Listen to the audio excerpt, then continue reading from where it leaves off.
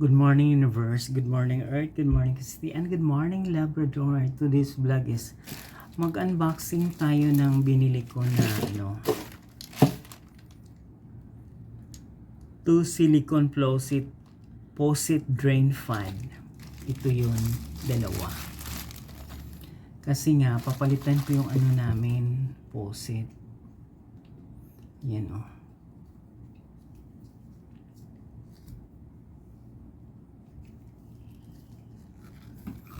Ayan siya.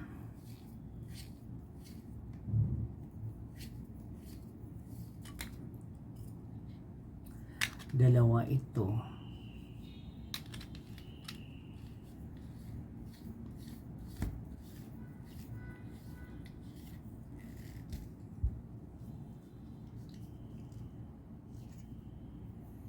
Ayan, hindi ko alam kung paano i-ano to nito dun sa faucet. Basta yan. Isa. Kasi buy one take one to. Ito yung isa, dalawa na. Dineliver siya ng flash. Tapos meron siyang ganito. Hindi ko alam kung para saan to. Yung hinihigpitan, yung parang bolt. Yan. Kaya kung sino yung gusto mag-order ng drain faucet, marami ngayong sale. Ayan oh. Kasi itong mga to, clamps, pwede mo yan higpitan ganyan. Ito ng faucet na to, hindi ko alam kung ano niya, paano siya gagawin dito.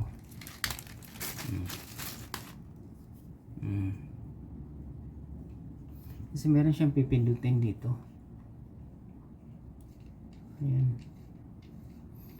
Ayan siya, mga cups.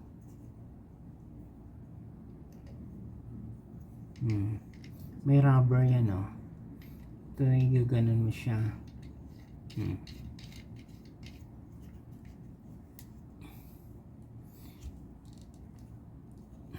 Ganon. Ay hindi pala ipapasok yung isa, yung rubber, mali. Gaganon mo siya. Tapos gaganon mo siya dito.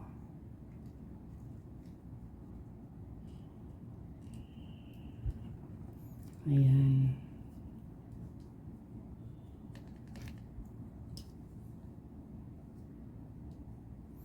Meron ditong anuhan ng ayan o.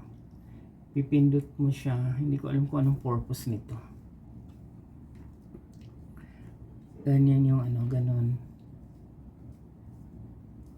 Kaya kung sino may gusto mag-order, huwag basta-basta mag-order kasi hindi naman natin silicone faucet daw ito. Kaya guys, huwag kayong basta-basta mag-order kung hindi nyo kabisado yung product. Alam mo naman ako, order ang order, huwag mura lang order. Pag hindi, huwag na. Dalawa yan.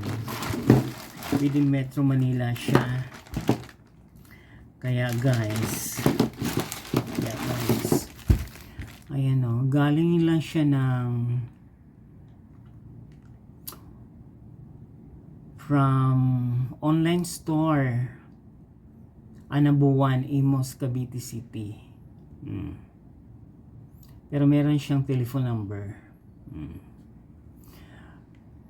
No mild drip store. Remarks silicone faucet drain pad. Weight niya 0.65 kg. Kaya guys, kung nagustuhan yung vlog ko ngayon about pads ng faucet, please watch, like, share, and subscribe my YouTube channel Journey. Kung hindi naman, hindi ko kayo pipilitin kasi buhay nyo yan. Magandang buhay mga kapwa.